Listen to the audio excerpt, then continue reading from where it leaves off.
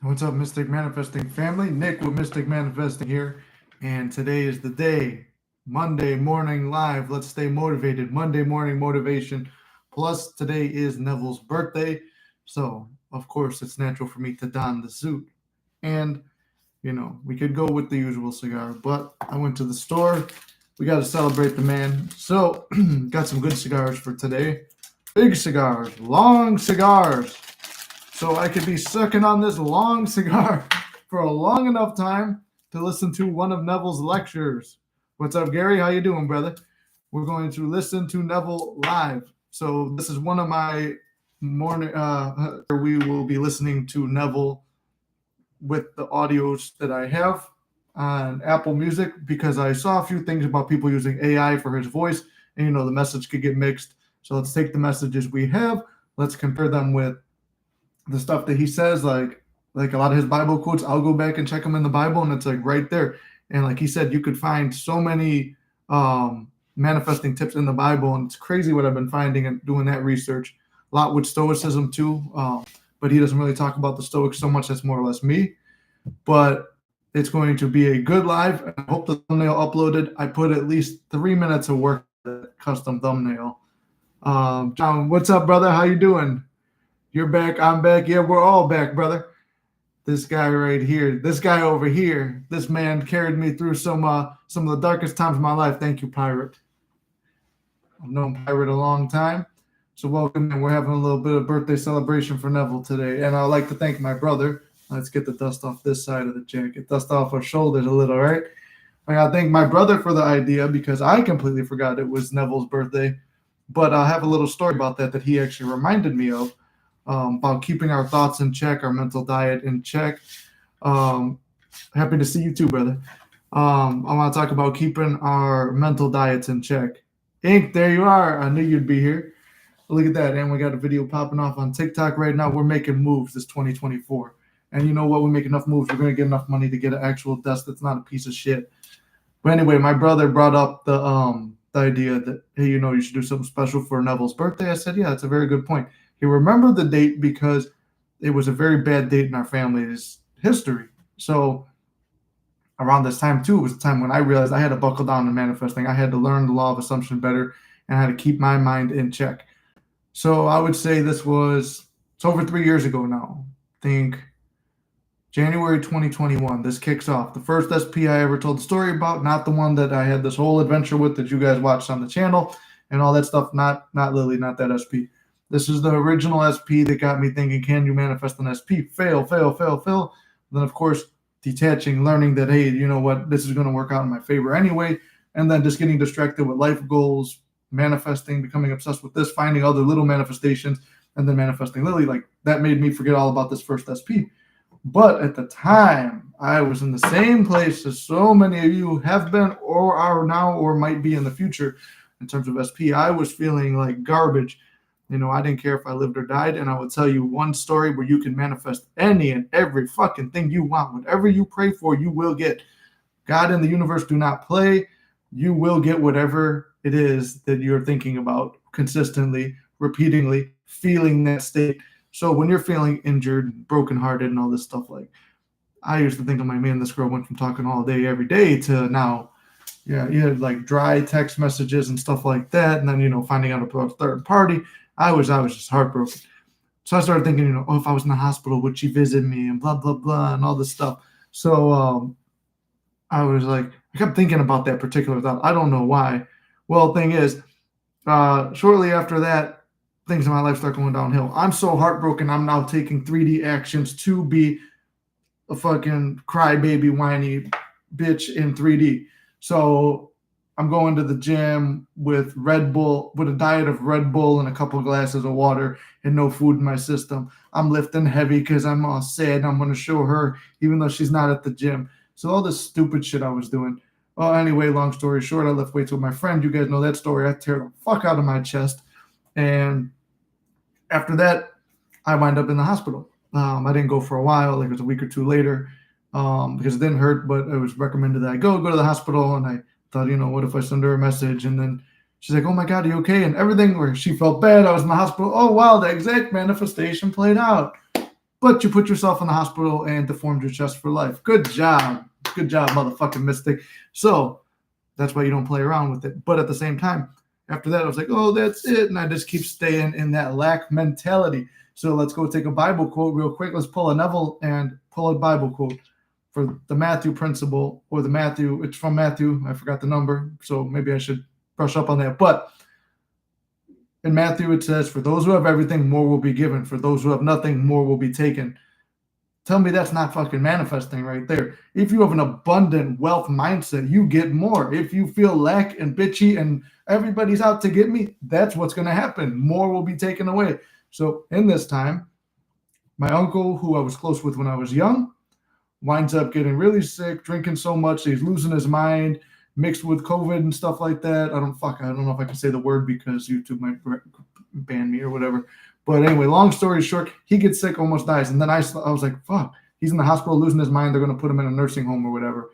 Then next thing you know, my mom gets sick. She gets really sick where basically the doctor's like, oh, she's about to go. And it's like, man. Then on February 19th of 2021, if the dates are correct and what my brother's saying, my grandpa's house that's been in our family for generations burns down. Luckily, him and the dog survived. And my uncle, who was sick living there, he was taken to the hospital like a week or two before. So he made it out.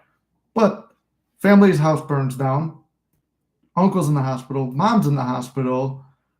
I'm still crying like a little bitch over SP, who is now being pushed further away. And I'm sitting with an injury in my chest. And then I'm getting threatened to be fired at work. So everything is wrong in my life, February 19, 2021. And turns out to be Neville's birthday. That's how my brother remembered all this stuff. Well, I was like, you know what? I have no choice but to put all my faith in. Sometimes it's what it takes, a horrible catastrophe to put you in the place where you have no other choice but to trust the law. You are completely locked out. You are in jail. Nothing is going to help you except for using the law. And that's the point where I was. So for my uncle, I visualized with SATs and did, I remember when. So I'm like, I remember when he was all messed up and out and he's not supposed to drink or anything. But I'm like, I picture him in the summertime living at my aunt's house, because obviously the place he was living is burned down, living over there, sitting in the yard, toasting me with a beer. He never toasted me before, but I don't know why. That image just felt good to go to. And I said, I remember when he was all fucked up. And of course, now he's drinking again. And there's a little bit of humor. I'm feeling how it would feel if I saw him drinking. And it was like, of course, you're going to drink again after that. And then feeling it, because that part's that's something that made sense to me. So I took something that made sense with what didn't make sense. Like the situation doesn't make sense for him to get out of it just by me saying stuff like that and thinking and feeling that way. Well, later on that summer, he was doing that, because the next day after I did that technique, later on that night, I told my brother, I'm like, he'll be better. I did the techniques. And my brother goes, yeah, well, and then I go to work. Next day, my brother calls me at work. He goes, guess who the fuck just figured out everything? Like, he didn't know where he was, what time it was. It was like full blown dementia at the time, and he was in his 40s. And like nothing he said made any sense. Next day after I did that, he wakes up, tells the people are like ready to take him to the nursing home or whatever. They're like, all right, let's go. And he's like, why am I going to, like, he figured everything out, but he's like trying to figure out where he is. They're like, what year is it? Knows the year, the date, his name, everything. And like, he's like, wait, what the fuck's going on? And long story short, he's good. My mom's still in the hospital at this time, and it's taking a turn for the worse. So through tears, me and my brother are sitting there. Remember when she was sick? Yeah, it's nice that she's on vacation now, celebrating that she was better, that she's better. So we're taking the current time where she's not there. How are we making it believable that she's sick and not here at the moment? We're just saying she's on vacation right now. So it makes sense that she's not there. So you don't need a 3D representation or anything right here to feel like everything's working out. She's just not here because she's on vacation. And if you have to do that with whatever your manifestation is that involves a person, they're on vacation. That's why you're not seeing or hearing from them. Whatever.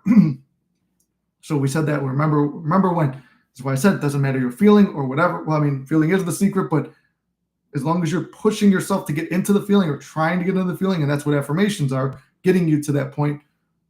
But I mean, overall, you're fucking watery-eyed and stuff. And as a man, you don't want to cry.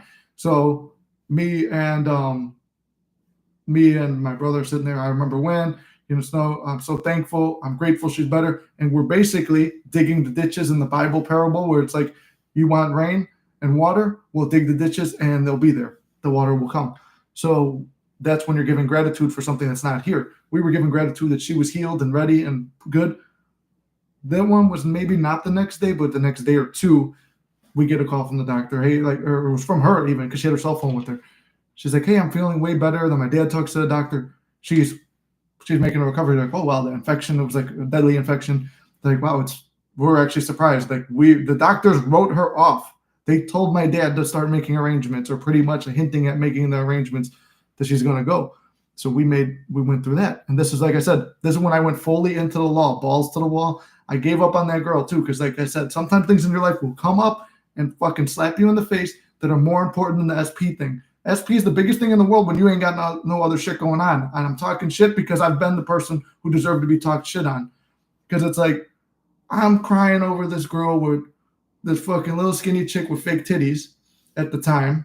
Like I said, it's not my current SP, but I'm crying over a little skinny chick with fake titties who's fucking a menace to society with the amount of men she's destroyed in her life. And I've got family who are sick, dying, and almost dying. So I just went full balls to the wall on that. I'm grateful that my grandpa's feeling better, blah, blah, blah. He moves in with my aunt and wound up being a better living situation for him. My uncle's cured. My mom's better. And then I was about to lose my job because of the chest tear, because the bosses didn't like me. Change of attitude in the bosses.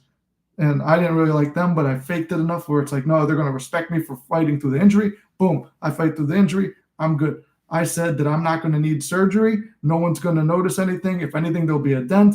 I'm going to be, I won't need surgery. I'll have full range of motion, all my strength, be back to normal. And that's when I called on religion a little bit for this one, because I actually went to the church and prayed by the statue of Mary.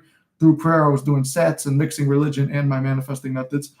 Go for a walk around the park, everything like that. And then I just slept as if it was done. Just relaxed, just said I've done everything I can. Next thing you know, I get a call from the doctor a couple days later.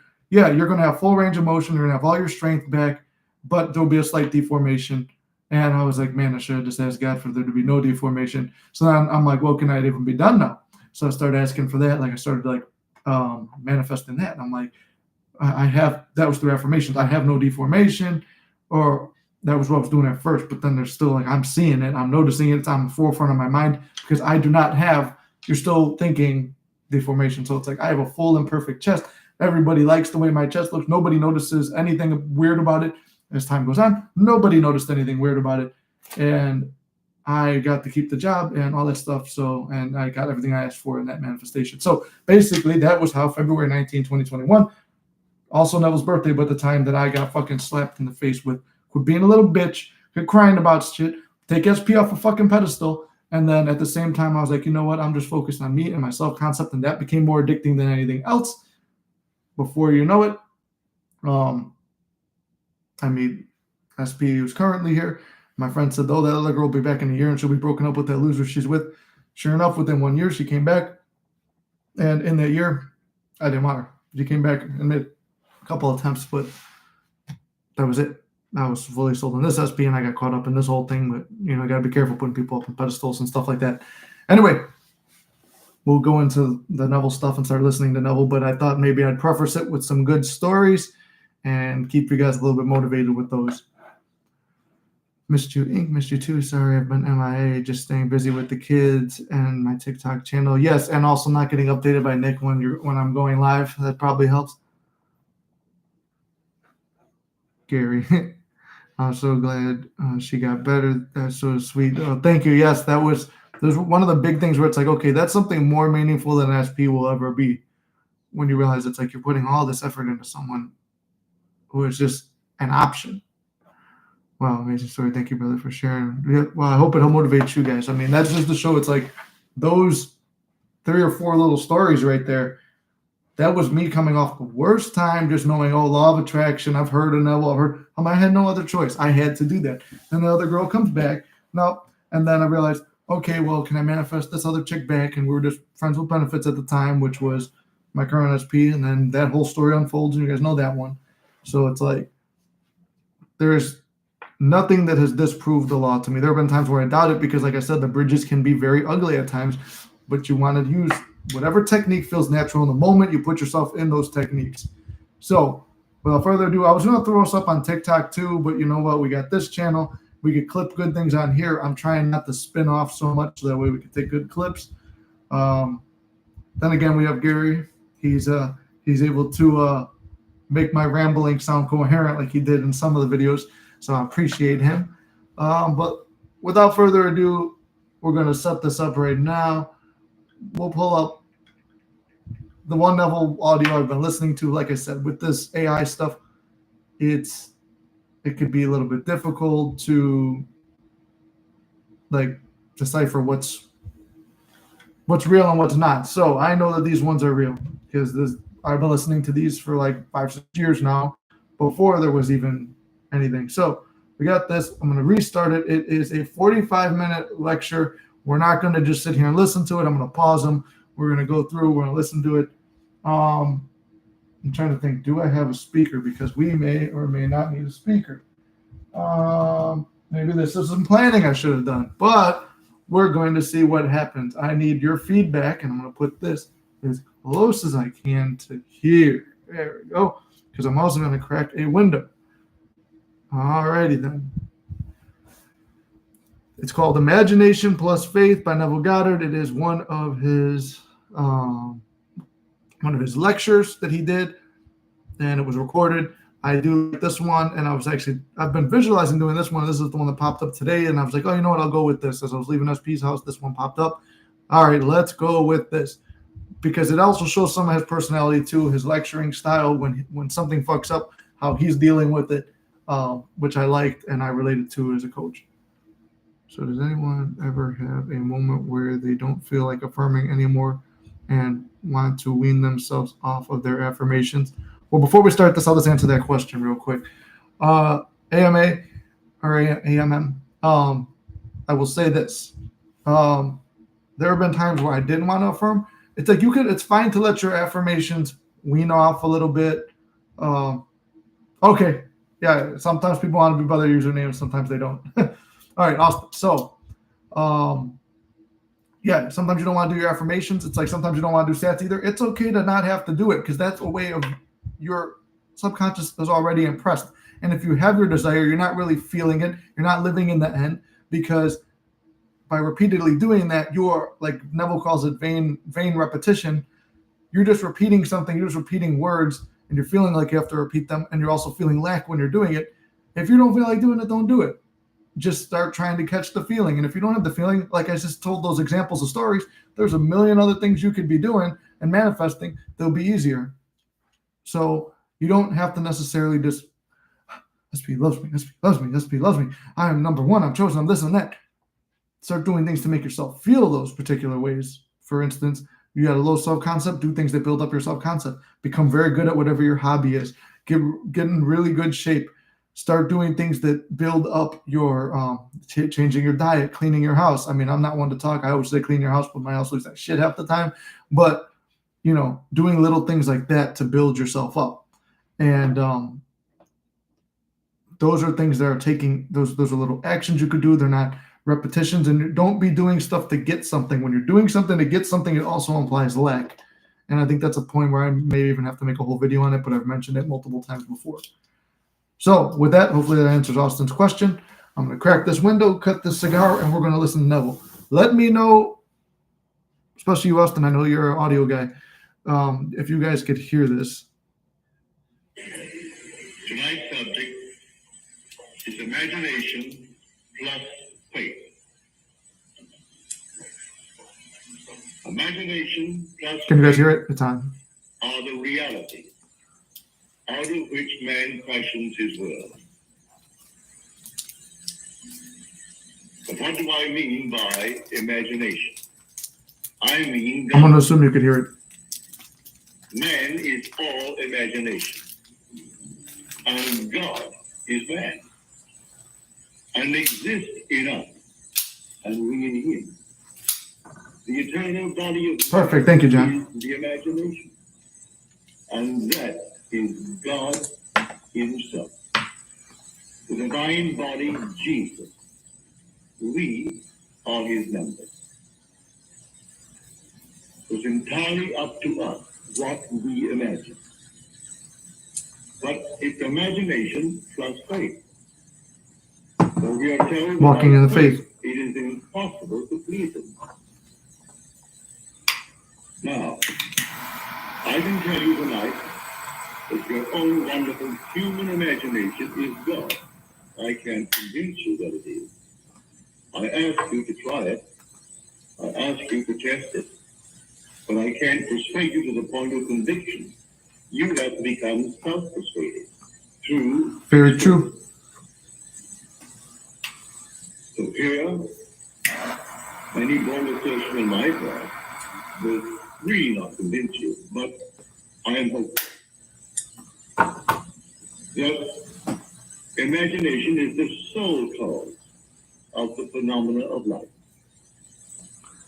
If perchance you hear the word God, the word Lord, the word Jesus Christ, and it conveys the sense of some existent something outside of your own wonderful human imagination, you have a false Lord, a false God, and a false Jesus Christ.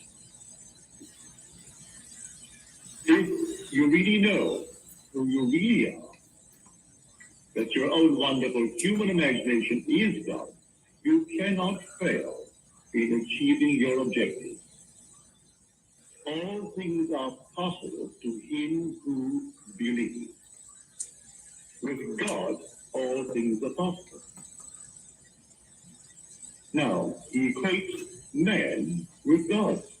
I've just quoted from the 9th of Mark and the 19th of Matthew. We can check them. In Mark, it's man. All things are possible to him who believes. In Matthew, he tells a story. Tells the rich young man to go sell everything. If you want to enter the kingdom of heaven, sell it all and follow me. And then he was disheartened because he had so many things, so many possessions. And then he said it's easier for the camel to enter through the door, through the needle's eye, than a rich man to enter heaven. And then the disciples say, well then who can be saved? He said, with men it is impossible, but with God all things are possible. With men who do not know who they are, that's what he means. With men who do not know the Lord's name. Those who know thy name put their trust in thee. For thou, O Lord, would not forsake those who seek thee, if I know his name. Or let us look for his name as revealed in Scripture. And Moses said to God, if I go to the Israelites, and I say to them that the God of your forefathers has sent me to you, and they say to me, what is his name? What shall I say? And there's a good part. And God said to Moses, say, I am. That is who I am. When the 3D world questions your validity, Say, I am. Hath sent you. For that is my name forever. And by this name I shall be known throughout all generations. I have no other name. Just be aware. To be aware is to say, I am. Without uttering one sound, just to be aware. There we go. Hold on. I'll stop him right there. So a couple things. Just being aware, like we were just had the question from Austin about, about affirming. Do I need to keep affirming and stuff like that? It's just being aware. Affirming is just to get you in the state of awareness that you are what you desire to be, or you have what you desire to have. Just being aware of it is the goal. Some people need sats, some people need affirmations, some do scripting. It's whatever the method is. Like, I don't even think there was script. I mean, obviously some people did it, but Neville didn't talk about scripting, but scripting works too. Every method works. It's just what method works for you. It's like working out. I could give you a program and you won't look the way I look after it, but you can look better by doing something else that applies to you. So that's why I say there's no right and wrong, and I've had progress with every single one. I also want to give Neville credit for the ballsiness of his times too, because he's taken straight up the Bible, which I've been reading, and yes, it is an amazing fucking manifesting book, but he's taking the Bible back in those days and saying, well, God is within you. And back in those days, the church controlled a lot of shit, even back 40, 50, 60 years ago, and you're not supposed to question them. So basically, give Neville credit for being ballsy like that. And on top of that, like you said, we're just going for the feeling of naturalness. That is God. So that's what I mean by imagination. Now, what is faith? We are told in the 11th chapter of Hebrews that faith is the assurance of things hoped for, the evidence of things not seen. By faith, we understand that the world was created by the word of God. So before we even get into this more, I got a little funny thing that you guys might like. But I feel like a fucking jackass with this at times because I'm seeing stuff I want to point it out. But I feel like those people on TikTok where they take other people's content and they're like, and it's like, shut the fuck up, you're stealing content. But maybe I'm doing that in a way for 60 years after he's done it. Anyway, right there, faith. He's talking about faith. And remember what I said, detachment is not quitting. Detachment is walking in faith. He's talking about faith. The definition of it, it's the evidence of stuff that's not there yet. But what are you doing? You're just believing in evidence that's not there. And we're going to wait for these snaps to stop coming through for a second. Then we'll go. Almost divine timing to stop that right there too, because otherwise it would have gotten interrupted with the snaps. But see, that's that line right there, his definition of faith. That's what I love for detachment, because you're just getting yourself fully immersed in feeling that it's already done, believing it's there when there's no evidence. It's always working out in the background. Were made out of things which do not appear. And without faith, it is impossible to please him. You need it. Because the thing that is not seen, as though it were, and the unseen becomes seen. Stop him there again. What is that? That's sats right there. He called a thing as though it was not seen, as if it was seen. So that's using sats. You're visualizing something that's not there, and you're holding faith in it, and then it becomes into your reality.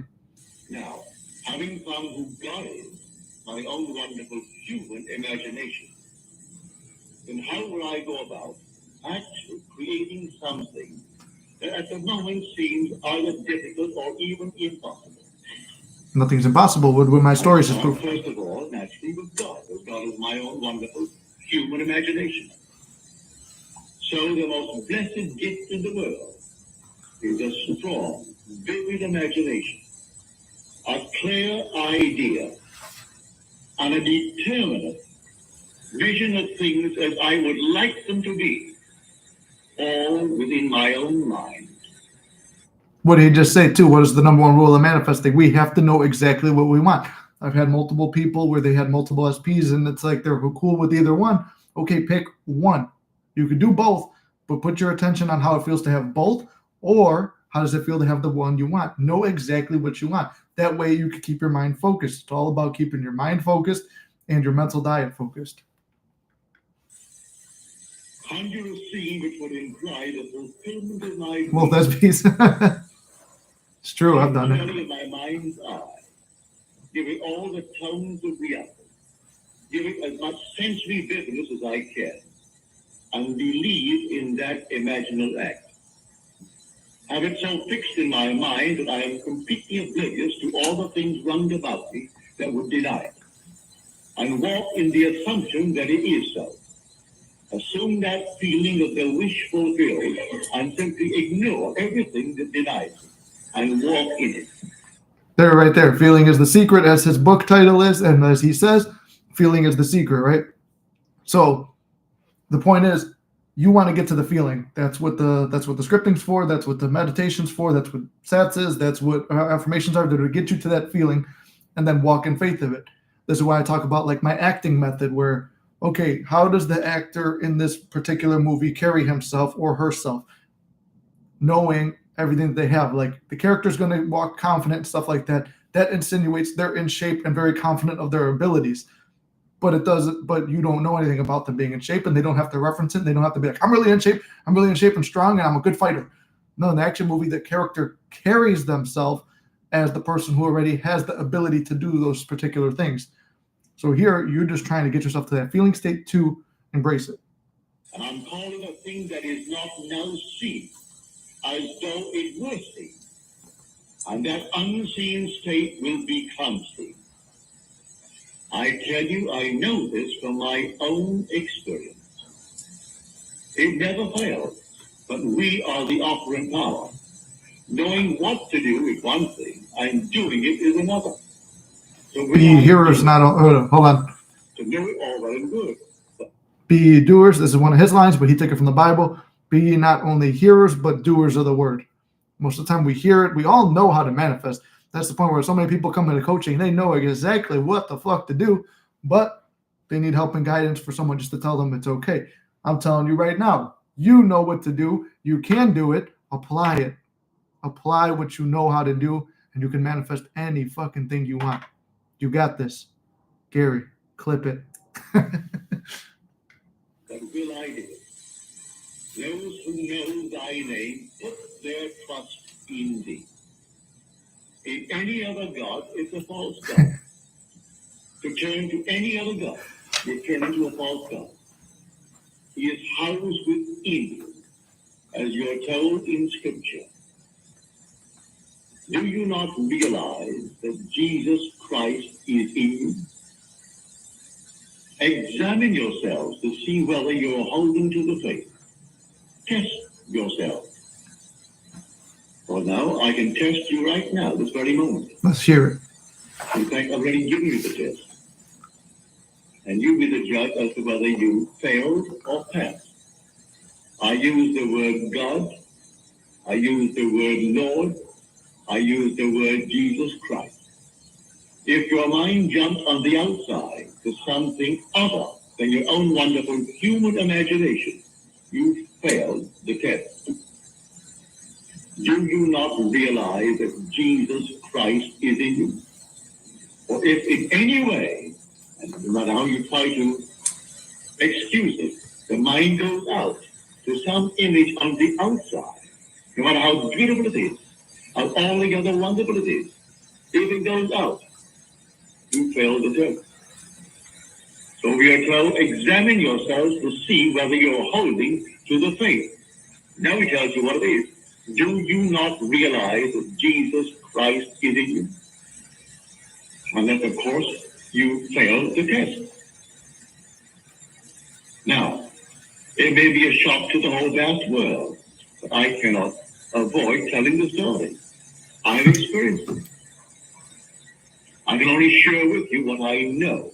I'm telling you that if you dare to assume the feeling of the wish fulfilled, knowing who is doing it, it's God doing it. For God is your own wonderful human imagination. So once again, just giving him props for being so fucking ballsy back in the 30s, 40s, and 50s, saying shit like that, because back then, like I said, it was a very religious time. And if you don't go exactly by what the church says, they're going to fucking go after you. Like, just the fact that he's able to say that, and it's true. It's like, walk with that faith. He's not saying there isn't no God. He's not saying there's no Jesus. He's saying that the power that they have is within you. You can perform the miracles. And even Bashar talks about it in one of his manifesting speeches when he said, Jesus said, I am the way. He meant to be like him, not to just follow him and worship what he's doing, to be as he is. So seeing the best and the worst people, seeing good and the bad, and forgiving others. Like, that was like the message. Because you're creating the reality. If you keep assuming the bad shit that you saw or that you subconsciously created, then that's the reality you're going to have. So see it as the best possible scenario. You have the power to let something be creative or destructive. Like I showed you before in my own personal examples, like just prefacing this story, who knows, that whole thing was probably a bridge. All those bad events that happened to me were a bridge to get me here, to be able to show you, look, I went through horrible things where close people in my life almost died. You saw the whole SP up and down story. You saw an SP who there was no hope of coming back, came back. And you saw one who there was probably hope, but didn't look like hope come back. You saw a lot of examples from me And then Neville's even going to give some of his own examples in this particular speech. I mean, most of us probably already know his examples, but the point is that it all comes down to your imagination and what you believe and what you feel. And it doesn't matter if you're crying, if you're having panic attacks, if you're feeling like shit. Trust me, I've been there. I've been a little crybaby bitch trying to get something and pray, please, Lord, please, I just really need this. And guess what? God's going to give you more things to need. The universe will give you more things to need because you're in a lack and needy state. So from there, we want to be in an abundant state and feel good. And now I'm going to read the comments too, because I saw that. See, this is my problem. Whenever we're doing this, I get comments and then I start trying to read them. But Savannah, welcome in. I didn't see you earlier, but we're listening to Neville. It's Neville's birthday, so we're going to celebrate it. Looking good as always, Nick. Thank you. I meant to email you before I came into live to tell you who I am, but I still will. SP wants to see me. I don't think this is the right version of him, but it's been a long going. It's been so long. I'm going to give in and stay on my mental diet. There you go. Well, if you want to send me an email, as you guys know, mysticmanifesting@gmail.com. If you want coaching or to talk or to give me updates or progress reports or whatever, or flex_Lassiter on Instagram, send me your messages there. And you could either book a session or just update me. And if I got some time, I could try to drop a quick, I get a lot of messages, so I'll try to drop some little bit of knowledge if I can. But point is, the whole thing is, even if you take, there's no wrong move. If you take the wrong version, that's fine. Eventually you'll wind up back at the drawing board. But number one is keeping your self-concept the way it's supposed to be. And if you have any doubt, then there still might be, you're going to get evidence of doubts.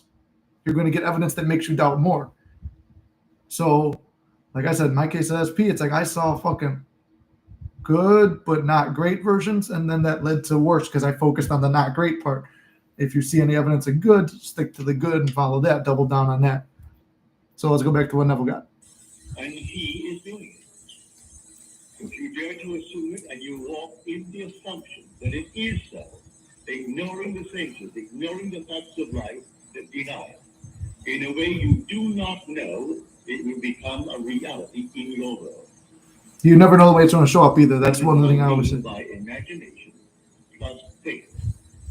So these are the realities out of which we fashion our world. Take a man who is drafted. Here's the I was statistics. drafted in 1942 at the age of 38. Not quite 38, but going on 38. Like millions of us, I guess that they all felt as I did, but they didn't know this principle. I knew I didn't want any part of it. Nevertheless, I was drafted. I didn't resist it. They sent me off to Camp of Louisiana. And after 3 months in good training, I decided I would do something about it by applying this principle. I asked, first of all, for an honorable discharge, because there was a regulation that came down from Washington. But if a man was over 38, before March the 1st of 1943, he was eligible. It didn't say it was automatic. If his commanding officer felt that he needed him in his company, that decision was final with the commanding officer.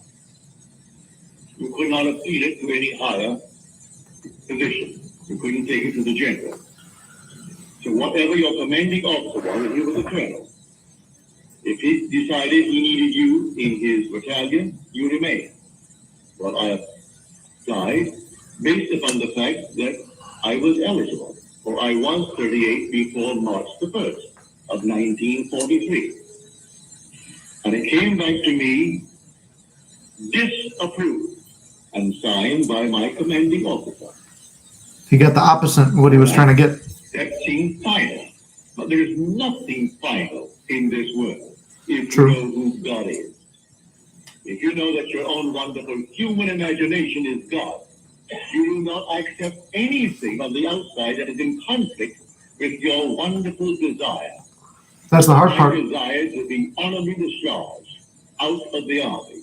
I'm doing the work I'm doing now, for I did it before. I want to return to that work. So that night, here was the paper that I received that day, disapproved and signed Colonel Theodore Bilbo Jr. His father was Senator Bilbo of Mississippi. As I retired in my barracks with all these men around me, I assumed I was in my own apartment in New York City. Sat says he goes to sleep. I knew it well. I left a wife and a little girl only a few months old when I was drafted. My son volunteered and he was with the Marines in Guadalcanal. And they picked me up and I was drafted and my little girl was born the end of June of that year. So she was only a few months. And I had a wife and a little girl. And so I imagine I'm home. My wife is in that bed, I'm in this bed, and my little girl is over there in the crib. And then I simply assume I'm walking through the apartment. It was a nice 7-room apartment. And I walked from room to room and touched the objects, and they all seemed so familiar. And I looked through the window and I saw Washington Square. And I looked to my right and I saw 6th Avenue. And then, having gone all through the place, I simply returned to my bed and settled in it all in my imagination. But I gave it the tones of reality. I gave it sensory vividness. I made it so real that it seemed to me I'm actually in my apartment in New York City. But I made quite sure I was not there on furlough. I was there because I was honorably discharged. No furlough, not going back. Well, 4 o'clock in the morning, before my eyes came a sheet of paper. It looked like the sheet that I got from the colonel, where it was disapproved. And as I looked at it, a hand came out from chair to the pen and held a pen. And it scratched out the word disapproved. And it wrote both in script, approved. And then the voice said to me, that which I have done, I have done. Do nothing. So let me stop him right there real quick. Okay, what we're going to see is he's going to sleep doing stats every night, right? He's doing a little bit more in depth than I've done. And either way, like I said, there's no wrong way to do this. It's what works for you. So Neville's walking through his entire apartment in his imagination before he goes to sleep, trying to catch the feeling, looking at his wife in her bed with the baby in the crib, knowing, okay, that's them, probably trying to see their faces, everything like that. As he's walking through his apartment, how does it feel? What's it look like? He said he looks out the window. He's seeing how it would be. If I look out this window, I'm going to see the frame, all the stuff and everything out there. He's seeing everything out there. He's taking a look and all the views he'd feel there. Like, it's weird because you don't really think of a feeling. It's just like right now, I'm looking out a window. But there is a feeling associated with this that you have to catch. So I'm going to look out this window and I have a feeling of what's out there. He's doing the same thing, and he's walking through, and he's going through this deep thing. You know how when we go to sleep, our mind jumps all over the place. We start imagining this. This thing reminds us of that. We're all over the place. He's just holding the focus. It's like, I know that Joe Dispenza talks about that when he rebuilt up his back and his mind. Every time his mind would diverge, he'd come right back. This is why I say do it 3 or 5 seconds, maybe 10 at the most, when you're doing your visualization before bed, because it's hard to do that, but it's easier to loop a little mini movie as you're going to sleep. But he went, like I said, there's no wrong way. If you want to do something like this, you could do this. But he's catching a feeling. How does your house feel? You know, being at work, you have one feeling. Being at your house, you have another. Being at the gym, you have another feeling. Going for a walk in the park, it's another feeling. There's a feeling associated with everything and every place on earth. Just like Neville talked about before in another speech where he talks about, like, it's June, but you feel like Christmas. Christmas has a feeling. When you think about the feeling of Christmas, you think maybe coldness. You think about decorated windows. You think about Christmas trees. But it's June. And there's like, it's that weird feeling, and it's like a subconscious feeling. Sometimes it's hard to explain them, but you know it when you feel it. So he's going through this whole deep, in-depth thing. Like you said, he's not making it a sexual thing. People are very, very polite back then. They're not going to talk about, when I'm talking about going to my Sats event, I'm feeling like we just had sex and then sitting there holding a titty, picturing like, thank you for bringing this manifestation true. That's my end scene. But like I said, there's no wrong way to do it. But and then you think about military training, especially back then, they're getting their asses kicked. They're working out all day long. Neville's a classical trained guy wearing suits, upper class family. Yeah, he worked like they didn't have money at first, but then they grew to have money. So he's an author. That's not his realm. He's out of his realm right now. Even somebody in shape going to the military, you're going to get your ass kicked there too. So he's physically beat. But this is a little side trick that I know from working out and going to sleep. It's easier to get into sats because you're so tired you can barely hold your mind on staying awake. Hold your mind on that picture, and it's easier to drift to sleep with that. That's why I like working out before bed at times. Thank God for inner conversations because I can't visualize like that. And now I can't stop thinking about holding her tata. See, you just visualized. There you go. Imagine how it looks. I know. And all the boys was coming to sleep. I remained because I couldn't break their sleep. I remained until that very moment when I could go down and shave and clean before anyone else did, which I did. And this thing is permeating my... Hold on, there you go. There's another thing he did too. He took a physical action. I forgot to mention the part. So he has a dream. In the dream, he sees the letter that says disapproved. Then it gets crossed out and says approved. That's a really good dream for showing that your subconscious is impressed. People who come to me and ask about dreams say, oh, what does that mean? Does that mean that like it's going to be disapproved again and then it will be approved? No, just assume it means the best thing that it means. He's assuming it means he's out. So he woke up before everyone else and he took a 3D action that was walking in faith, shaving before everyone else, showering before everyone else, feeling good. He's just ready to go. He's expecting to be called. He's walking in faith. He's expecting he's done. My brain, what happened to be that night? For 9 days, I did nothing. On the 9th day, the same thing, too. Look at what he said, 9 days. That dream happened. He got ready. He was ready to go that day. It didn't happen that day. It happened 9 days later, but he did not waver. He just realized the subconscious was impressed. His prayer was heard because he heard the voice of God in his head telling him, that which I have done, do nothing. So he does nothing. He's not even doing his mental exercises, it doesn't sound like. He's just waiting and expecting. Expecting and excitement are the same thing as fear and expecting. When you assume something negative is going to happen, you're expecting it to happen, you're waiting for it to happen, and you're really doing nothing to prevent it because you just feel like it's there. He's taking it, excitement, expecting, and doing nothing because he knows any moment now he's going to get called. And he went 9 days, 9 more days of getting his ass kicked in military training and sleeping on uncomfortable beds with a bunch of other guys, feeling that he's going to be back with his wife soon. Colonel called me in. And after a long chat with me, he said, go back to your commanding officer, captain, and tell him to sign another application. And so I went back. I had done nothing in the interval. And he signed another application. I went back to the colonel. The colonel approved it.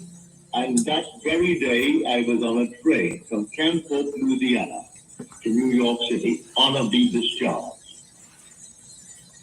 To this day, none of them knew or know what I did. I did it all in my imagination. I believed that what I did was fact. I believe that my imaginal act creates fact. He didn't waver. Therefore, I actually lived in my apartment, and I was not any longer a soldier. I was a civilian, but I was honorably discharged from the army, not dishonorably. And in 9 days, it was fulfilled. So it took 9 days from the time that he started it, and he started doing this imagination. Then even, talk about testing your faith. They called them in. They weren't going to grant them the way out right away. He said they had a long conversation with them before then. And I remember in another speech when he tells the same story, they're like, they gave him a bunch of reasons to stay in the army. They said, do you want to leave still? Yep. And then they kept trying to convince him to stay. So you could take it as like, you want something in your 3D reality, and the people who are going to grant it to you are still saying no. They seem hesitant. If he would have stuck to, man, they really don't want to let me out. Man, I'm kind of fucked here. He's getting upset. He's not going to get out, but he stayed in the truth. Nope. I know all I have to do is just tell them nope, and I'm going to get what I want. And, personally, I'm in a similar situation to this right now. And my situation will play out probably in about 2 weeks. So, you walk in that faith knowing that, hey, I'm going to get whatever I want. I don't need to react to anything. And he didn't react to it. He didn't react to the amount of training. He didn't react to them telling him, Are you sure? We kind of don't want to let you out. They're trying to dissuade him. He didn't react to that. And then next thing you know, he's on the thing. And for 9 days, he persisted. All he did was do his imaginal act. He didn't tell the sergeant, hey, can I get another one of those slips? And I'm going to try again. He didn't go and say, can I go talk to the colonel? He did nothing. No 3D action because he knew he didn't have to. He knew he got what he wanted already. I can multiply that story by hundreds if one would actually do it, for we are the optimal power. Instead of doing strange things and getting wrong with the government and fighting for your objectives, you don't fight at all. The voice said to me, that which I have done, do nothing. No point in fighting with anyone. Within me. That very voice that I heard coming from without was whispering from within me. The voice that said to Moses, I am, that is who I am. And he heard us coming from without what is being whispered from within. For are we not told in Scripture that we are the temple of the living God, and the Spirit of God dwells in us? And God is Spirit. Well, if the Spirit of God dwells in us, then how could I hear him from another? He's coming from within myself. And so I heard him. But I could not get any message. I did the same thing. When I simply was locked in an island for months to come. Another success. No ships coming. I did the same thing. I remember what I did in the army to get out. I did it when I was in an island and could not get out. Just to preface, in case it was hard to hear, his other success story is rolling into another success story now. He applied this principle again when he was stuck on an island being Barbados. He's stuck there. There's no ships coming for months. And if I remember the story, he has to get back in time. And then a long list waiting. And they called me and gave me passage for my wife and my little girl and myself. And yet there were thousands waiting all through the Indies to get out, and only 2 little ships servicing the entire group of islands. And I simply got out. It doesn't matter how. I did it normally. I didn't kill anyone. I didn't bribe anyone. I didn't pull any strings. I simply applied this principle. If I actually got passage, would I sail? Yes. But then I assume that I'm on a ship. And looking back nostalgically at the little island, leaving behind me my friends and my relatives, and taking with will not fail. Oh, I fucked it up. So you can't fuck this up. 9 days I did nothing. Temple of the living God, and the Spirit of God dwells in us. I could see the island. Okay, let me just jump off this part real quick. He told the story in the one where he was in the army, and then here again when he's on the island leaving.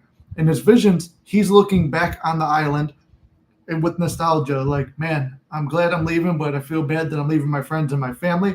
So it's implying he's not going to be back for a while. This is a permanent trip. Same thing with the military. He didn't want to be out on leave because he could manifest himself back at the house, but that's just going to be, he's going to get on leave and then he's going to have to go back to the military. He doesn't want to go back. So he's feeling that more relaxed. You'd be feeling more relaxed if you don't have to go back ever. So he's feeling more relaxed like that. Now that's an example of how to feel exactly what you want, because there's where we get our partial manifestations and there's where we get our full manifestations at times.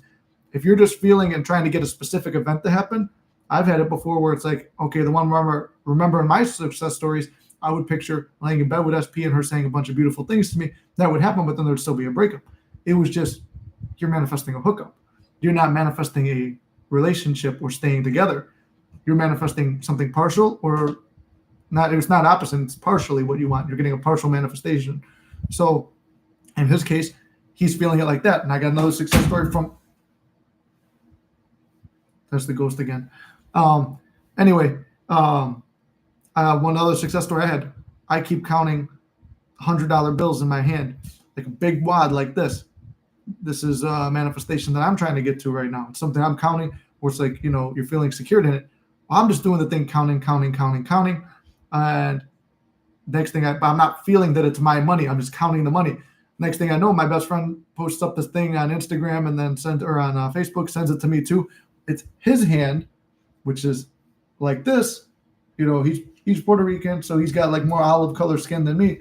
But our palm probably a similar color. So I'm seeing like the palm fanning the money, drop, drop, drop, drop, big fat stack of cash like that. Turns the hand around. He got a tattoo over here. So it's not my hand. That's the money. But I kept seeing that money. So I saw that event before getting the event, but the event occurred in my reality, but it's not my money. See, he made sure that when he's on that boat, he's leaving the island and his friends and family, and he's going back to where he went to. He's going to miss them. He's leaving the military. He's feeling good because he's not coming back. So be very specific. Again. Again, within a matter of 24 hours after I did it. It only took him 24 hours on the boat. Steamship company to come on down and see us. I went down, and they said we have a passage for you. There are only 2 beds, but the little girl can sleep with her mother, and you can sleep up. And so there were 2 bunks on a lovely ship, small, only carrying 60-odd passengers. But I sailed and came back on time, as I was committed to go to Milwaukee the 1st of May. I got there in time. He got to his meeting in time. I asked everyone to believe in God. But God is not something on the outside of you. God is your own wonderful human imagination. If you have any other God, you have a false God.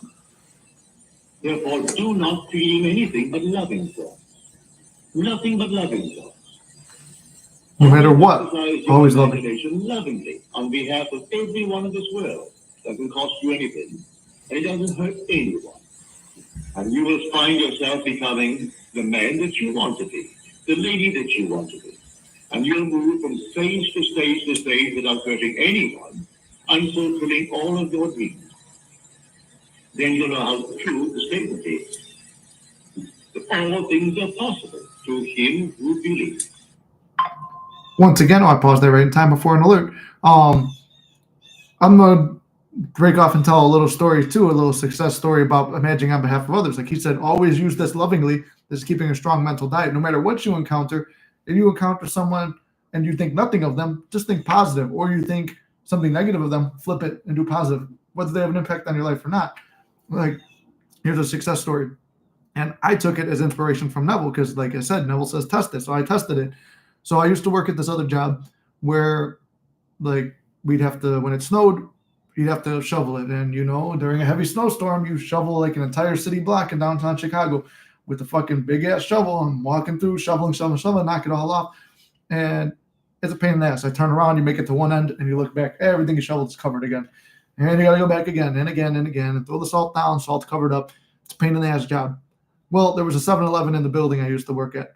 Homeless people, they love 7-Eleven, this particular one. Guy who ran the 7-Eleven did not particularly love the homeless people because they'd always be chilling there. And he made a makeshift shovel. I don't even remember what it was, but I remember it was homemade and it was weird looking. He shoveled a little spot for me. Really didn't make any difference to me. Then he asked me, he goes, I got you, brother, I got you. He goes, hey, by any chance, can I have some money? And I'm like, no, I don't carry my wallet. Now, he looks down at my crotch. Now, there's 2 reasons he could be looking at my crotch, but the most obvious one would be checking if I have a wallet. Now, if you know me, and most of you do, I'm not a fucking big jack bodybuilder, like I am, or not as big as I used to be, but I have pretty big legs. When I wear my pants, they're usually tight on my thighs, and you can see my wallet, a clear outline, and you can see my phone in the other pocket. I'm like, I don't carry my wallet, bro. And then he's like, all right. But it's like I thought about the story that Neville talks about in the Bible when Peter tells the guy, silver and gold I have not for you, but I'll give you something else. Neville's friend, Freedom Barry, who he sent to go preach, or not preach, but teach for him out in San Francisco, ran into a homeless guy. Homeless guy asked him for money. He told him no. And he stood there, goes, I'm going to do something better for you. The homeless guy got mad, walked away. In this case, I just told him no, went back to shoveling. And I started imagining he's got a job that he loves. I know he loves 7-Eleven. So I'm like, maybe he works at 7-Eleven.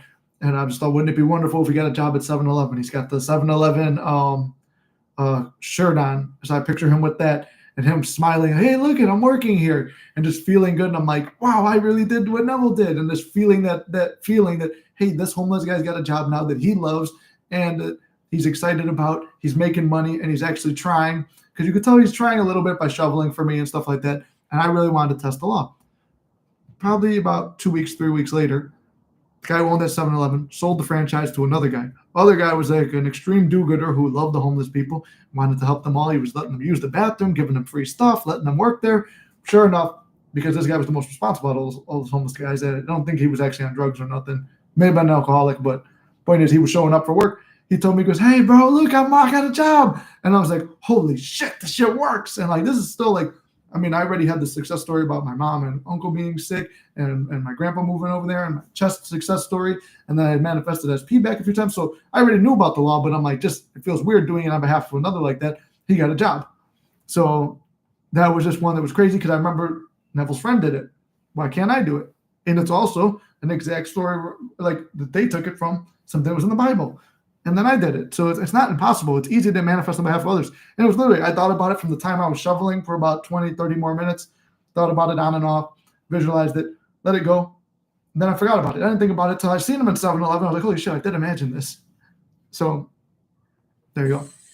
Because with God, all things are possible. And you have found God. You have found him in yourself as your own wonderful human imagination. That is God. As stated so clearly in Scripture. We call in Scripture the potter, and the word potter means imagination. So I go down to the potter's house to see how he does it. And he was working at his instrument. And there he was at a field making something out of clay. What he had, the vessel he had in his hand was spoiled. And he reworked it into another vessel, as it seemed good to him to do. He didn't destroy it, he didn't discard it, he reworked it into another vessel. So you don't discard anyone, you rework him. See him as you would like to be seen by the world. See him in a more noble light. So you rework him in your own imagination, and believe in what you've done, and he will conform to it. There you go. You don't discard anyone. Hold on, wait. As something that cannot be remedied, that cannot be made right in this world. You make him right in your own mind's eye. For the potter is your own wonderful human imagination. And any vessel you hold, whether it be a man or yourself, see that it is lovely, that you are actually the man that you want to be. That those round about you, they are what they would like to be. And have a vivid imagination of it, a clear idea of what you really want in this world, and a determinate vision of things as they ought to be, and have them all fixed in your own mind's eye. So right there, everyone's you pushed out. He just told it. He said that you could imagine everyone being the best version of themselves. You can imagine getting what you want and do it for other people too, saying that there's nothing, you're the potter, the world is your clay, but your tool and the workstation you have is your mind. When you're praying and visualizing and holding these visions, that's when you're working it. And sometimes you ever see those videos where people are making creative stuff online and or like one of those spray paint artists or whatever. It's like they're fucking it up, and then they're not fucking it up. The painting gets better or the art gets better, but it looks like they're fucking it up. So what are you doing? No, don't do that. No, it was working the right way. So he's saying that there's no one that you can't change. Now, obviously, there are certain cases where I've had people where I personally, it's just my own ethics. I don't want to be involved in that particular story. So it's times where I've turned down clients, like especially in terms of like abuse and stuff like that, where people are being abused or things are like really out of hand. Those are ones where I would kind of try to avoid that. But Neville's telling you when you're faithful to this stuff that you could change anyone. Now I'm saying like, especially this is my own personal ethics and opinion. If it's someone abusive and stuff like that, you could imagine them the best for them, but just stay away from that person. And who knows, maybe they'll change down the line and you're not involved with it anymore. And if you choose to go back to it later, which I wouldn't advise, but because old stories are strong and sometimes they do come back. You've seen my story. If you can't hold that perfect vision, something can come back and then you get burned again. So you have to hold an amazing vision and the best vision of everyone you can. Doesn't mean you have to be involved with them. People who I've had falling out with, I've wished and imagined and visualized and affirmed the best for them. And as far as I know, sometimes I get a little feedback from the 3D reality. Other times I don't give a shit, but I'll still get the feedback that their life is good. Like he said, if everyone is you pushed out and the world is you pushed out and this is all your universe, why not do the best for everyone else? It's hard not to hold the fear. Exactly. Yeah, it is. It is hard not to hold the fear. Fear is a natural survival technique. We don't want to get hurt again. So that goes down to psychology. We don't want to get hurt again, so we're going to avoid things that might hurt us. But if you're getting physically hurt, my personal ethics are stay away from it. Unbelieving, and in a way that no one knows, they will all come to pass. You will not fail. You do not need any background. Basically, also too, is in a way that you will not know it will happen. Translation: the how is none of your fucking business. To apply this principle, if you have no social, financial, intellectual, or any other background, it does not matter. You do not need them. It's nice to have them, no question about it. But many of us were born without these qualifications. I know I was. I had no social, intellectual, or financial background. None whatsoever. Born in a small little island of a very poor white family. A large family of 9 boys and 1 girl. Well, my father and mother found it naturally difficult to keep a family of that size clothed and school. So my schooling was limited. We always had enough food to eat, but we ate, well, whatever the island provided. Sweet potatoes, rice, yam, fish. So we had enough, but certainly not a variety of things. And then I left the island when I was 17 years and 6 months, and came to this country, uneducated, and therefore they said to me, well, you can't get a job. I go to a certain place, I offer myself to string wires on the telephone pole. And they said, you're not qualified. I said, well, I'm strong, I'm young, healthy and strong, and I'm quite capable of doing it. No, you haven't the educational background for it. So I finally found a job at J.C. Penney. I was nothing more than a good busboy.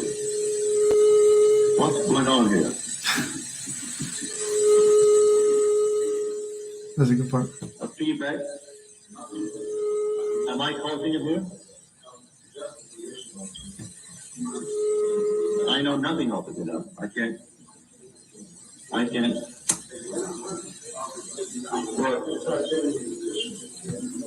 If I stand back, would it help?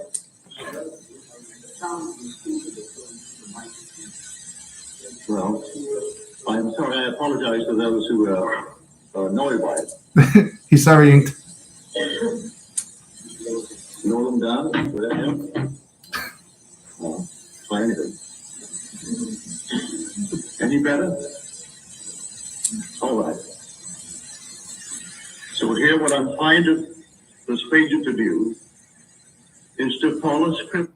So that part I like. That was like personally, it's like this is one I kept thinking I wanted to play for you guys, and then today this one popped up randomly on my feed as I was driving home, and I was like, you know what, this is the one that I want to. This is one that I want to do a what do you call it? This is one I want to do a video on because it feels like as a coach at times where it's like he's presenting himself very professional, he's telling his stories, things are going good, and then he's got the feedback coming through. And I remember the first time hearing it, I'm like, damn, this one is really annoying. And he's like, I'm sorry if you're hearing that. And it's his audience is trying to help him figure out what's going on. Just like when I have my audio issues, you guys try to help me with this. So I'm like, oh, I relate to that. Literally me pushed out. Scripture is the greatest book in the world, and it teaches you, and it tells you, it invites you, and encourages you to exercise your imagination lovingly on behalf of anything in this world, and that you cannot fail in achieving the goal that you seek in this world. If you know who you are, praying to an external God is not going to help you at all. There is no external God. God actually literally became man, that man may become God.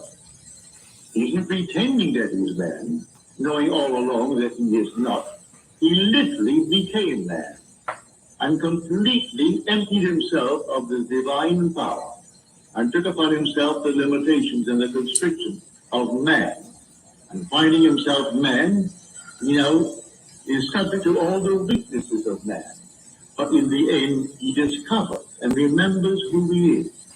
And then, as man remembers who he is, he shares that memory with his brothers who have not yet remembered who they are. That's when you're called to be a coach, I guess. All one. And there's only one God. All one God, buried in this fragmented state called humanity.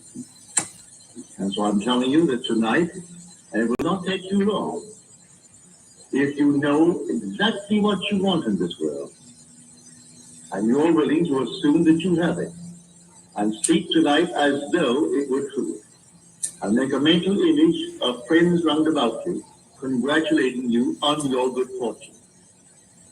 And you see them in that act, and you accept it. You don't make any excuses about it. You accept it as fact before it is seen by the world. The Catholic Bible translates this statement best of all, as far as I'm concerned. It's the 17th verse of the 4th chapter of Romans. And they say, God calls things that are not seen as though they were, and the unseen become seen. The Protestant Bibles, both King James and the Revised Standard Version, they say, calls into existence the things that do not exist. That I question. To me, all things exist. All things exist in the human imagination, but I need not call them into being. I can select the one that I want to call to being. Switching timelines. I cannot say I call into existence the things that do not exist, because they do exist, but they're unseen by mortal eye. So I call it into being. Now, these unseen things are states of consciousness. And all states exist. They exist now. You and I are travelers, and we travel through states, as a pilgrim travels through cities. And he leaves behind him the city, but the city remains, and he goes on. So I travel through states. I can travel through the state of poverty. Poverty remains for anyone to enter. But having shared it for a while, I didn't like it. And so I moved out of the state called poverty. But I don't destroy the state. The state is there for everyone to enter if he wants to enter. He can feel sorry for himself, and then in no time flat, he finds himself in a state he doesn't like. There. But he can't see it as a state. And he thinks, what's wrong with me? Victim mentality. You fall into it and you won't feel sorry for them because they're putting themselves in victim mentality. I've done it. Most of you have done it. Get out of it. He's only in a state. Don't condemn the man for the state that he's in. It's the state. And you can't kill the state or destroy the state. The state is there as a permanent fixture of the universe. But you're moving out of the state, representing to yourself as the man that you would like to be, and see him as that man in your mind's eye. And you are taking out of that state. The state will remain for anyone, either willingly or unwillingly, to enter that state. So we're all moving through states. And the pilgrim simply moves and moves from state to state. When you find that you can go where you want to, it's not the privilege of the rich, it's the privilege of the man who can imagine. I had no power to get myself out of the army. I didn't need wealth. I didn't need any background. All I needed was the memory that I am he. Yet we still know I am God. Are we not told that in the 46th Psalm, the 10th verse? Be still and know that I am God. Now, he's hitting them right now. You can't be that arrogant. All right, well, if you're not going to be that arrogant, well, then remain where you are. Remain in a little state, perfectly all right, because the state doesn't care how long you occupy it. You can occupy it from the cradle to the grave. And some people do. But while you're in a state, you're going to illuminate that state, and you're going to reap the fruit of that state. But knowing that there are states, select a more desirable state, and then you enter that state. But how do I enter the state? It's all a move. Did not Churchill tell us That's a good one. that the mood determines the fortunes of people rather than the fortunes determine the mood? You're selecting what you want before you get it instead of eating shit from circumstances and embracing that. He knew what he's talking about. The fortunes are not determining the mood. The mood determines the fortunes of people rather than the mood determine the fortune determine the mood. I will assume the feeling. I assume the feeling of the wish fulfilled. And then it was Anthony Eden who told us an assumption, though thought, if persisted in, will harden into fact. And you can't deny the men, both the prime ministers of England. Churchill was the great prime minister during the war years, and Anthony Eden followed him after he was ousted. And when the Conservative Party came back into power, it was Anthony Eden who was the prime minister. And I've just quoted these two prime ministers. And a third prime minister, which is the great Benjamin Disraeli. He said, man is not the victim of circumstances. Circumstances are created by man. So it's entirely up to me. If I know those states, infinite states. These aren't even people that are manifesting people. They're just people who know how to live with a positive mental attitude, and they're overcoming circumstances. They're all like, I don't know who the last guy or the second to last guy were, but I know Churchill. They're all like war leaders and stuff like that. And so many successful people, they don't even know it, but they're just programmed to think that way. Sometimes you're lucky enough to have that upbringing where you're looking for stuff like that. Most of us aren't. Most of us grow up like Neville, where it's like you're not broke, but you barely have enough to get by. You're not getting anything extra. All your needs are just barely provided. But when you want to move towards this state and experience the best possible life, you have to shift yourself mentally into it. So I enter this state or that state or the other. And I simply enter a state by a mood. That's all I need to do. What would the feeling be like if it were true? Well, then I contemplate the thing. And then what would it be like if it were true? And if I dare to assume that it is true, that's my way to success. The feeling of the wish fulfilled, sustained, is man's road to success. So tonight, dream nobly, and don't limit it by your present state, for that's only a state. You, the occupant of the present state, are equal with every being in this world, for it's only God. And the occupant of that state is God. So one who has a billion today, he is in a state of fabulous wealth. But he, the occupant, is the same being that you are, is God. There's nothing but God. And the one who is enjoying great health, and the one who is now not enjoying health, they're still the same being. And so, what would it be like if, and then you ask a simple question and catch the mood. So as you catch the mood, then the fortune follows. We're always believing ahead of our evidence. Don't look for evidence. You precede the evidence by your belief. There you go. And the belief is caught by a mood. What would it be like if it were true? So get in the mood, start asking yourself those questions. That's kind of where affirmations come in. Why am I so handsome? Why am I so rich? Why does SP love me so much? Why? You're asking it to start feeling. How would it feel if SP wanted me the way that she does? How would it feel if I had this amount of money? You start asking yourself that, and you start imagining that. That puts you in a mood. And then now you catch the mood. That's the mood he's talking about catching. Now you try to hold it as long as you can. Circumstances are going to probably slap you around in the meantime, but do not let them. They have no impact. The impact is all up here. It does not have an impact what happens out here. This is none of your business. What have we learned from me in my particular situation in terms of SP?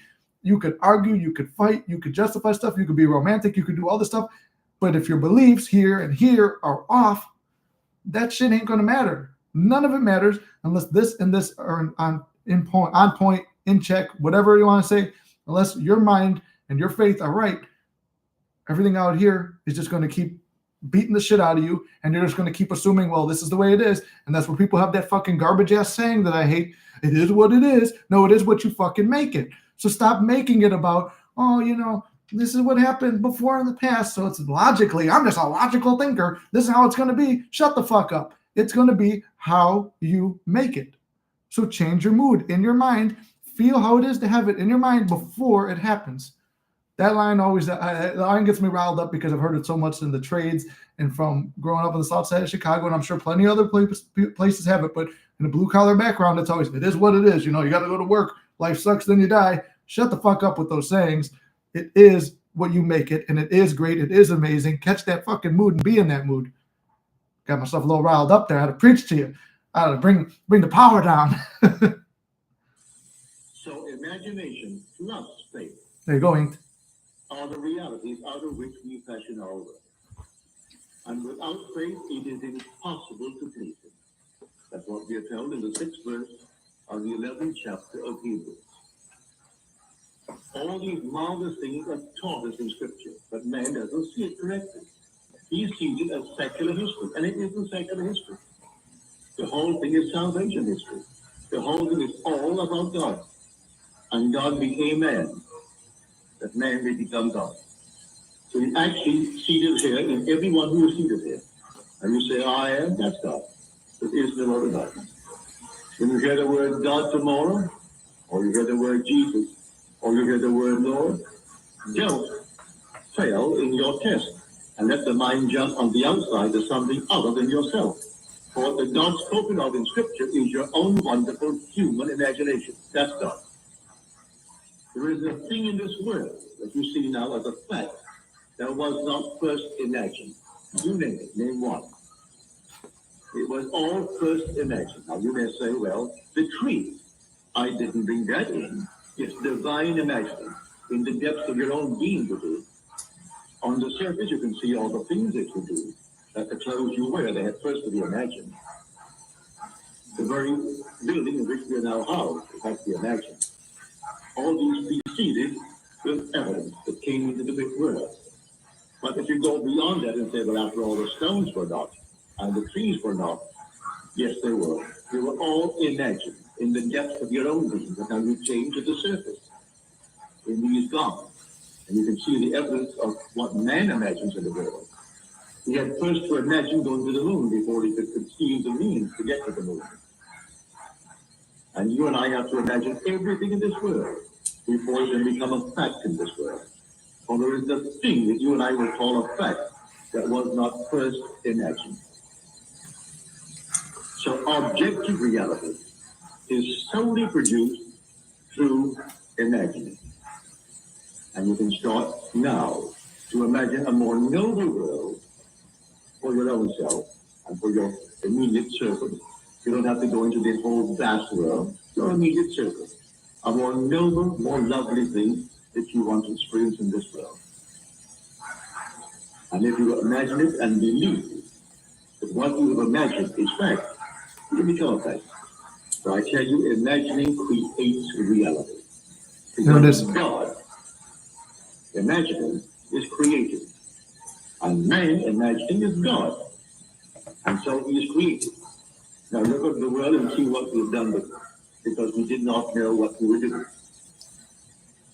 The morning's paper will show you the most horrible things in the world. Stay away from the news. All man's imagination. It need not be. But we have said it morning, noon, and night because man has not controlled his own wonderful human imagination. When he does, we will have, well, heaven on earth. There you go. That's our goal. Heaven on earth. Don't let outside circumstances bother you or the news. I'll summarize it for you. The God of whom I speak is the human imagination. And all he uses with that is faith. And faith is simply the subjective appropriation of the objective hope. And that's an easy thing to do, to simply appropriate it subjectively. What would the feeling be like if it were true? That's a subjective appropriation of my objective hope. I want to get out of the army. Well, if I were out, I would not live Camp Hope. Where would I be? I would be at my home on Washington Square in New York City. Well, then get there. But how do I get there? Here I am in Camp Hope. Well, you go there in the only reality that there is, your imagination.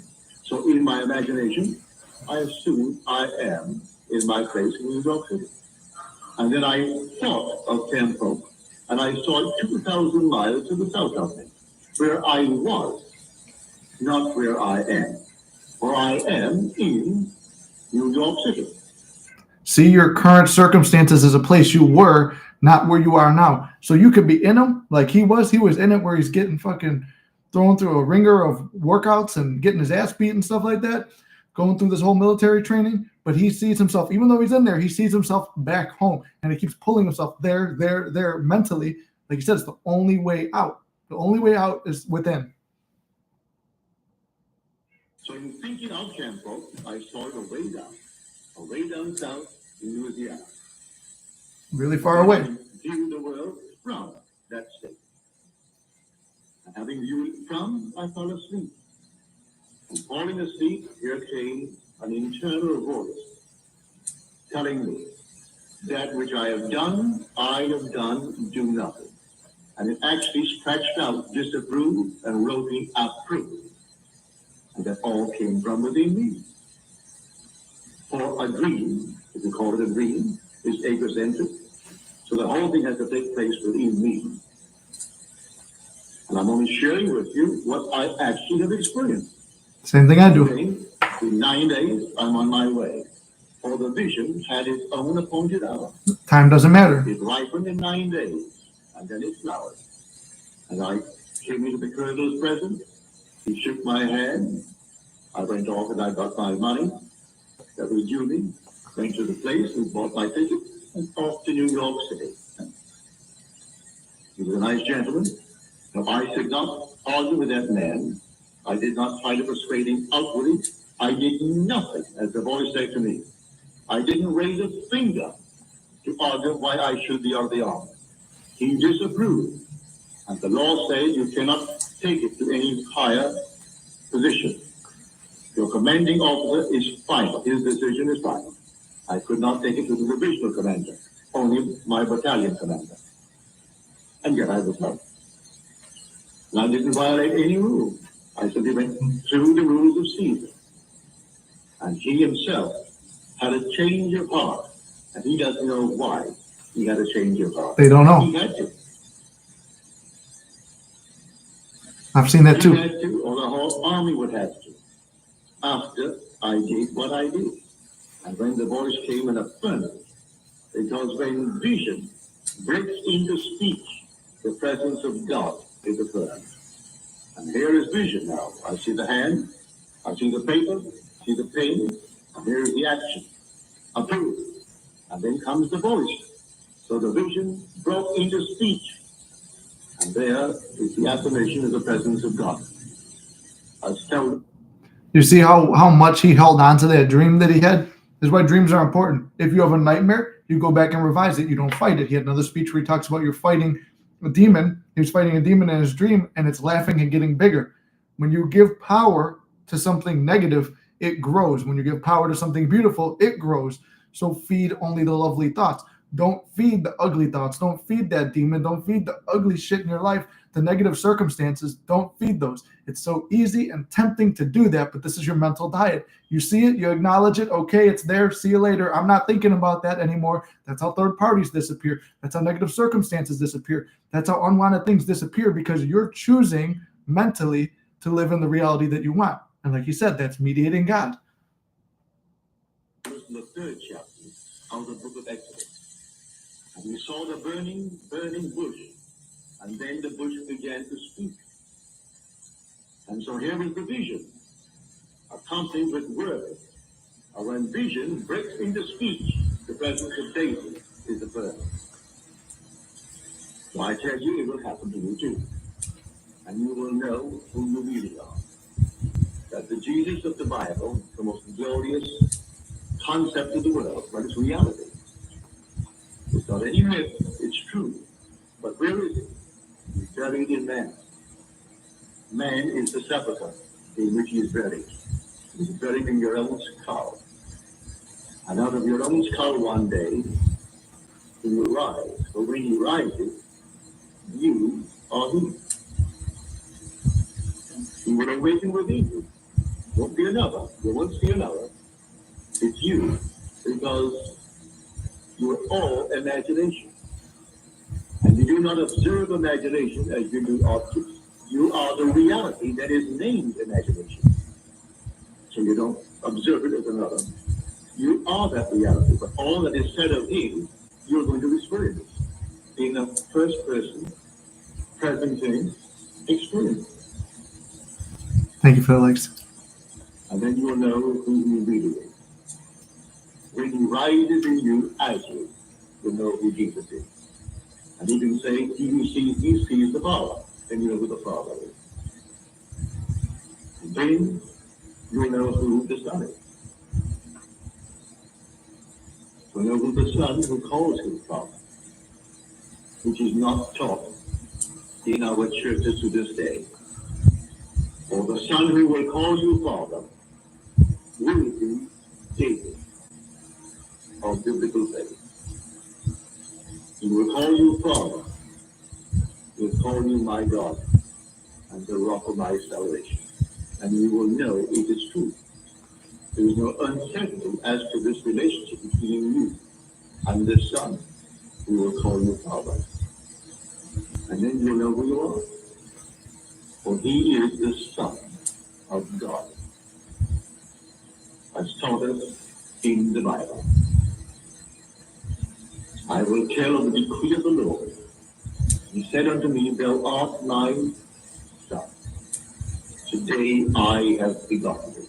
These are the words of David. David in the Spirit will call you my father. And then you will know who you are. You will know God. Because no one in the world can convince you that you're God. But his Son calling you Father. I can tell you from now to the end of time that you're God. But not to convince you. I can hope to persuade you and listen to your thoughts somewhat. But I can't actually convince you that it's true until his Son, David, stands in your presence and calls you Father. It's getting more into the promise. No uncertainty as to this relationship. And then and only then will you know who you are. That's why we are told in Scripture, no one knows who the Son is except the Father. And no one knows who the Father is except the Son. And anyone to whom the Son chooses to reveal it. So when the Son chooses to reveal you, then you know who you are. So your own wonderful human imagination is the God of Scripture. And God, using only faith, creates his word. And because he is housed in you, your own wonderful human imagination, using only faith, can create the world in which you would like to live. Now let us go into the silence. And that's done of it. Then he goes into the silence. Silence is their meditation. I guess they would meditate together and they would just start assuming the feeling of the wish fulfilled and whatever they're particularly trying to manifest at the time. But I thought it would be nice to actually listen to one of his messages. Like I said, I've been hearing a lot of AI stuff, and I was like, I'd rather just start playing his actual messages. If you guys like this, maybe I'll make a poll. But if you like me playing these, I mean, he doesn't have many of them, so maybe for the next 20 lives, or I go do more lives per week, or put some on TikTok, whatever it is, just start posting more of what Neville has to say. And I think a lot of people, they'll hear Neville. Myself, I've been guilty of it too. You'll listen, be ye hearers, not doers. You're listening to it. It's like, I'm listening to Neville every day. Why is nothing happening? Because listening to him is just hearing what he has to say. But when you put it into practice, that's when you prove it or disprove it. And there's so many things you learn along the process of this. You learn other life lessons, spiritual lessons, and it's a beautiful experience to have. And for me personally, even all the bad stuff or seemingly bad stuff that happened along the bridges, I don't regret any of it. And I know that there may be other things that could be perceived as bad coming up on other bridges that I want.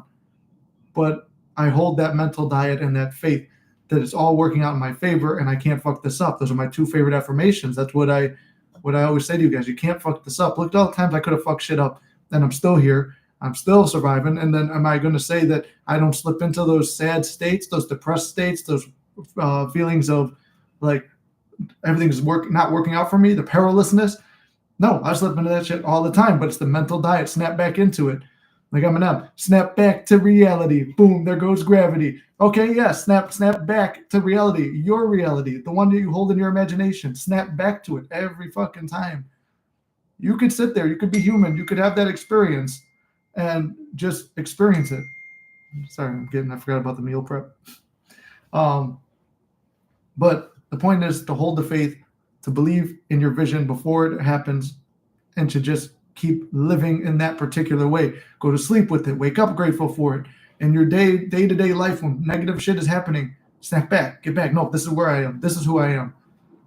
Do stuff that makes you feel like you're more successful. Like if I'm full-time in this stuff, even though I'm not yet, it's like, what am I going to do? I'm going to be wearing suits. I'm going to present myself this way. If I want to be a classy guy and I want to present myself a certain way, then I have to shower, do this, go through water in my hair and put some gel in it, and then I only have this. But I'm wearing suit pants too. I'm not going to lie. I'm not wearing the shoes and socks, but I'm dressed in a full suit. I put on cologne. I brush my teeth. I look good and I feel good. So I did the feeling stuff first. I got myself in this state to feel in the state of an accomplished speaker. And instead of just faking it till you make it, it's like when you're doing workouts and like you would go to the gym for 2 hours and you could do jack shit. You could talk to people. You could fuck off. You could play on your phone and be at the gym for 2 hours. But did you do the work in those 2 hours to make it feel like you've accomplished something? Only you know that. Everybody else might just see, I knew a guy, he used to go to the gym every day. He's working out for 2 hours, what everyone else sees.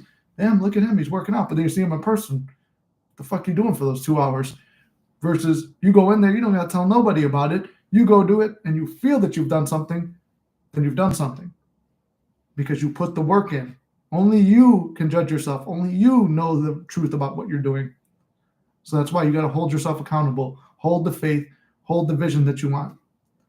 So that's about all I have to say on that. And then I also saved some stuff that I wanted to share with you guys. I found this forum where they were talking about Neville. And since it's his birthday, we'll conclude with this stuff where it's just some nice things about him. Something I haven't seen before, so I thought it was interesting. One of the things was a news article here from back in the day. And let me see, did I save the other thing? Yeah, then like he signed a book for somebody and it says, to Dorothy, you know this works. Feel it within, Neville. And just kind of like the same stuff I say. It's like I saw that. I'm like, it's really cool to see that it's like, okay, sometimes I doubt myself as a coach, but it's like I started affirming I'm better at this. And you know, I'm seeing it's like there's a lot of similarities, even stuff that might be perceived as fucking up, like my audio problems. He had audio problems too on this. And then here's this little news article somebody wrote about him. And let's see, what was it named? It says in Hollywood. So because obviously he moved to LA after a while. It says Hollywood. I have found an artist who believes in the school of positive thinking. Quote, go after it and get it. He is Neville Goddard, better known in vaudeville television, the world of writing, and lecture platforms as Neville. He has been successful in 2 separate careers. First, as a dancer who started on Broadway, was a sensation in the Hippodrome, and as a team with Americ Q, I don't even know how you say that, Americ Q, I guess, danced his way across America and into Europe. In England, they were favorites of Edward and Prince of Wales, and the Prince of Wales George, the Duke of York, both whom afterwards were England's kings. Then Neville decided to be an author and lecturer. He's written 8 successful books. I believe it was 17 at the end, someone said. But at this time, he was written 8 successful books and now devoting his time to lecturing on the stage as well as on television. So he did have a television show. It sucks that I read somewhere that the studio that housed all his film burned up. Hoping one day we actually see it. Somebody found him or something. 2 movie studios have recently approached him about filming his life story. That would have been really cool to see. Remember the name, or maybe you have seen him, heard him, or read one of his books, Neville. His family background was also fabulous. They own a whole island in the West Indies, and Neville is said to be enormously wealthy in his own right. So that was just a cool little news article I read about him, and I thought it was like, man, it could have been cool to see a movie about his life. But you know what? Maybe he's better just living as a legend, or one day we'll see it all. And then Ink says, it's a learning process, but sure works. Yes, it does. And we're learning stuff every day when we're doing this. So I thought it would be nice to do that. I brought the Bible to pull up some of his quotes, but that would have brought us into like a 2-3 hour live, which I know you guys are not opposed to. You guys like being live for a long time. So like I said, I'm trying to do more live streams. But I thought this would just be a nice little celebration of his birthday. I spent a good solid 3 minutes on that fucking cutout and thumbnail. But I thought it would be cool to show you like how I'm interpreting what he says, because a lot of times some people don't understand because of the way he talks and stuff like that. Like sometimes he gets a little too metaphysical. Even though certain times I've had to listen to his lectures a few times, but I listen to him almost every day. And I thought this was a good one, and I thought it would be a nice way to celebrate his birthday, showing the realness, showing his personality, all that stuff. So I hope you guys enjoyed it. I did get a message about going to pick up my meals, so I will have to do that. So I'm going to get on the road in a second. But as always, thanks, Nick. Good to see your gorgeous face. We need to do a TikTok live soon. Hey, Ink, maybe even tonight or tomorrow, we could get one of those lives in. And yes, happy birthday, Neville. But I love you guys very much. Thank you for tuning in. I hope you enjoyed it. I hope there was value to this. I hope everyone who watches this after it's been out derives value from it too. I love you guys very much. I believe in you. You can't fuck this up. And we'll see you next Monday. We will, Gary. We'll catch up and talk about it. Thank you. It is not too late. Yes. If it's not too late, yes. Of course. If not, then tomorrow. But until then, maybe this weekend too. But until then, guys, I love you very much. I'll see you in the next one.